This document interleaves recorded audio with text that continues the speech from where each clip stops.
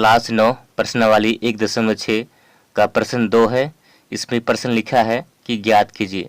तो यहाँ पर प्रश्न 2 का दूसरा सवाल है, जिसमें लिखा है प्रश्न कि 32 का घात 2/5। तो चलिए हम लोग सीखते हैं कि कैसे इस प्रश्न को हल किया जाता है। और मेरे चैनल पर पहली बार आए हैं तो चैनल को सब्सक्राइब करें और घंटी को दबाएं ताकि मेरा वीडियो आपको सबसे पहले मिले।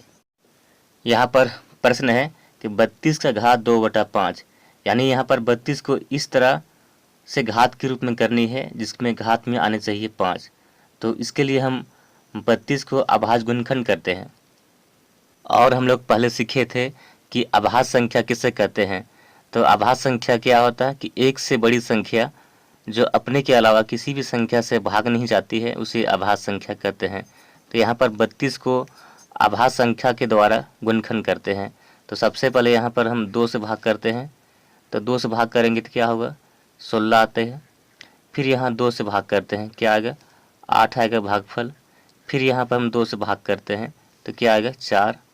फिर यहाँ पर हम 2 से भाग करते हैं तो भागफल क्या मिला, 2। यानी कि यहाँ पर 32 का अभाज्य गुणनखंड किए तो क्या मिला, 2 गुनी 2 गुनी 2 गुनी 2 गुनी 2, यानी यहाँ पर 2 5 बार आया है। यहाँ पर 32 को इस तरह हमें घात के रूप में करनी है जिसमें घात में आने चाहिए 5। तो हम 32 को इस तरह लिख सकते हैं। यहाँ पर हम 32 का अभाज्य गुणनखंड किए तो क्या मिला, 2 5 बार आया है। इसलिए यहाँ पर हम 32 को इस तरह लिख सकते हैं, 2 गुना 2 गुना 2 गुना 2 गुना फिर 2 गुना कोष्ठ बंद, घात है यहाँ पर 2/5।